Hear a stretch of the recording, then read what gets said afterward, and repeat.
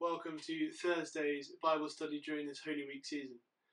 If you haven't caught Monday, Tuesday or Wednesday, they're still on YouTube, so you can jump on there and check those out. But today we're reading from Matthew chapter 27, and we're reading verses 11 to 31. Now we are missing a little bit of a chunk here. So yesterday's reading finished on chapter 26, verse 35. Since then, Jesus has gone to the Garden of Gethsemane, where he was praying, where he was arrested, and he's appeared before the Sanhedrin, and Peter has already disowned him those 3 times, just as Jesus prophesied. So then we get to today's reading, and it says this. Meanwhile, Jesus stood before the governor, and the governor asked him, "Are you the king of the Jews?" "You have said so," Jesus replied.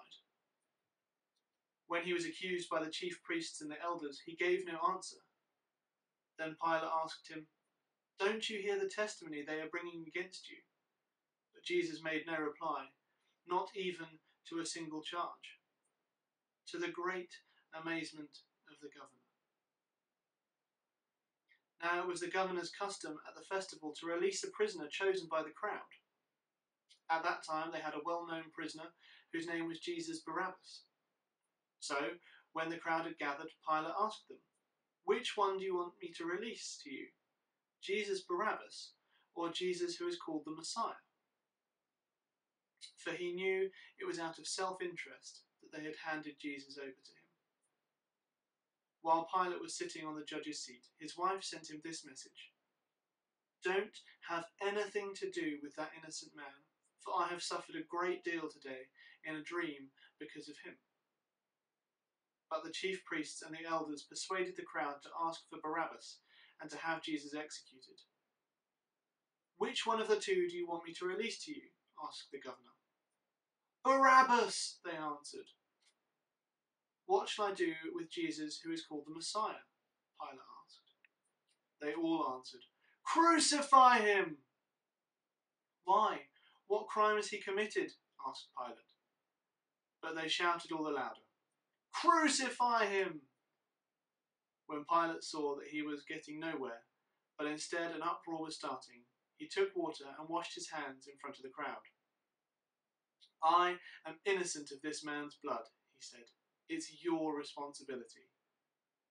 All the people answered, "His blood is on us and on our children."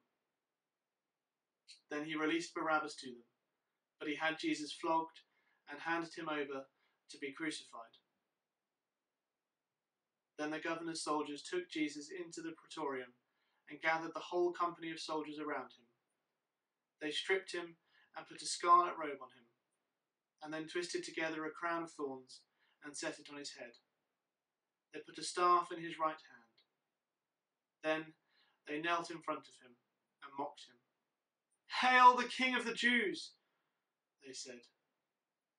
They spat on him and took the staff and struck him on the head again and again.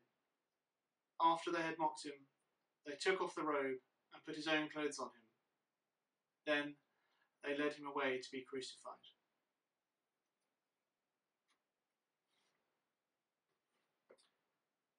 Now I'm going to put some discussion questions on the screen, and once again feel free to pause the video here, discuss the questions with those around you, or just think of the answers on your own, and I'll come back in a minute. I've got some reflection points, and then I'm going to close in prayer.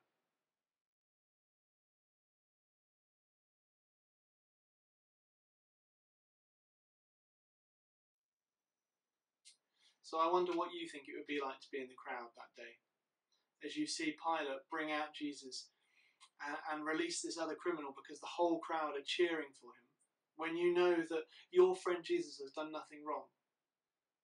I wonder how you would feel. I know I would feel angry, upset. It'd be raw emotion.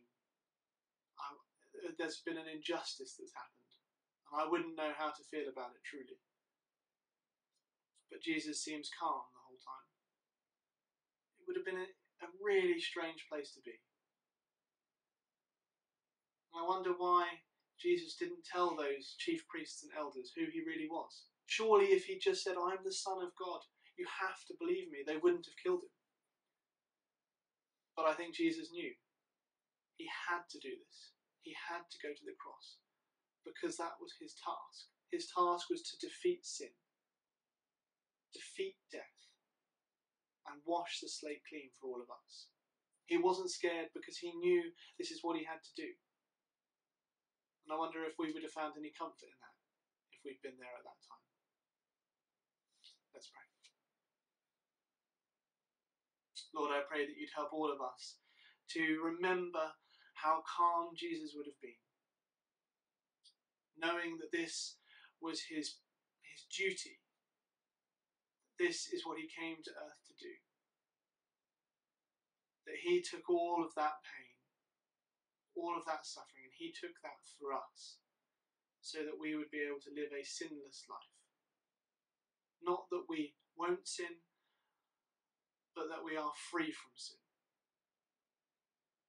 Lord, I pray that you'd help us all to remember that huge gift as we continue through this week. Amen. Well, thank you for joining me today, and I hope I'll see you tomorrow on Friday for the next one in our Holy Week Bible study series. I'll see you then.